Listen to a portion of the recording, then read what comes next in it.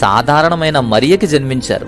అంతేకాదు సాధారణ నివాసంలో పశువులు మేత తినే తొట్టెలో కూడా ఉన్నాడు. దేవుడు ఇంత సర్వసాధారణంగా పుట్టి సామాన్యుల కోసం సామాన్యుడిగా పుట్టి మొదట పిలుచుకున్న వ్యక్తులే సాధారణమైన గొర్రెల కాపరులు. మొదటి సువార్త వారే పొందుకున్నారు, మొదటి సువార్త వారే ప్రకటించారు. మొట్టమొదట దేవుణ్ణి ఆరాధించిన గొప్ప ఖ్యాతి, గొప్ప ఘనత పొందినవారు గొర్రెల కాపరులే. మొదట ఆరాధించింది, మొదట చూసి నమస్కరించింది, మొదటి సువార్తను ప్రకటించింది, మొదటి సువార్తను విన్నది కూడా ఈ గొర్రెల కాపరులే. రాజులనో గొప్పవారినో అభిషేకించబడిన వారినో ఎన్నుకోలేదు, గొర్రెల కాపరులను ఎన్నుకున్నారు.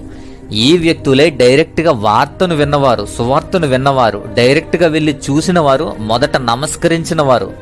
హ్యూమన్ హిస్టరీలోనే పవర్ఫుల్ చరిత్ర అనేది గొర్రెల కాపరులకు ఉంది. ఈ గొర్రెల కాపరులది పవర్ఫుల్ హిస్టరీ.